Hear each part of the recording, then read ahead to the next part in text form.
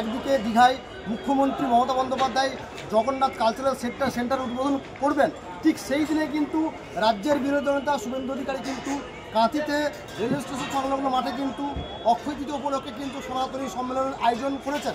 সনাতন ধর্ম কি, সনাতন ধর্ম কি, সনাতন ধর্ম কি।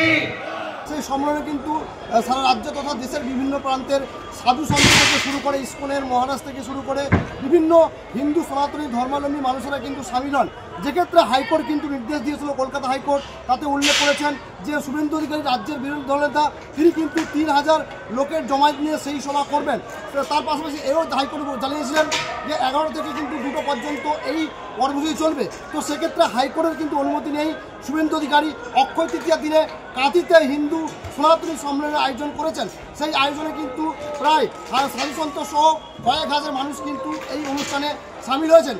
তো এখন থেকে কিন্তু অর্থাৎ বছর ঘুরলে রাজ্যের বিধানসভা নির্বাচন, সেই বিধানসভা নির্বাচনের ঠিক আগেই কিন্তু 2025 সাল থেকে কিন্তু ভোটের কাম ডাউন শুরু হয়ে গেছে, তা একেবারেই বলা বাহুল্য। শুভেন্দু অধিকারী কিন্তু আজকে হিন্দু সনাতনী সম্মেলন থেকে তিনি কিন্তু হিন্দু ধর্ম রক্ষার আহ্বান জানিয়েছেন। পাশাপাশি মুখ্যমন্ত্রী মমতা বন্দ্যোপাধ্যায় কিন্তু কটাক্ষ করেছেন রাজ্যের বিরোধী দলনেতা তথা নন্দীগ্রামের বিজয় বিধায়ক।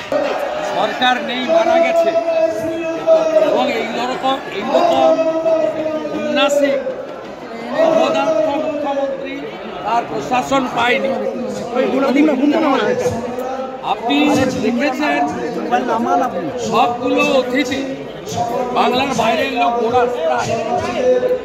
তাদের এত বড় মৃত্যু ঘটেছে, সরকার 25 অব্দি যাবে, কোনো হেল্পলাইন নম্বর নেই, কোনো ডিটেলস নেই। পুরো সরকারটাকে দীঘাতে তুলে নিয়েছে, মাংস মাছ খাচ্ছে, কোটি করে সাংস্কৃতিক কেন্দ্রকে মন্দির বলে চালাচ্ছে। এ পাপ রাখার জায়গা নেই। জগন্নাথ দেবের মূর্তি ঢুকিয়েছে আর চটি পরে ঘুরছে মমতা ব্যানার্জি, কারণ উনি বলেন আমি সব 294টায় আমি প্রার্থী, একটাই পোস্ট, বাকি সব যা হবে দায়িত্ব আপনার। কতগুলো হোটেলে এটা হলো, যৌতুকগৃহ বানিয়েছে কলকাতায় এবং বিশেষ করে বড় বাজার এলাকায়।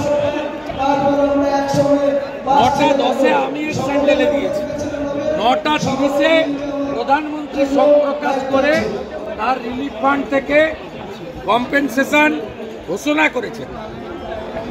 আর সি ইজ রিলাক্টেন্ট, চটি চাটা চাকর বাকর ভাতাজীবীদের নিয়ে উঠতে মারাচ্ছেন দীঘাতে।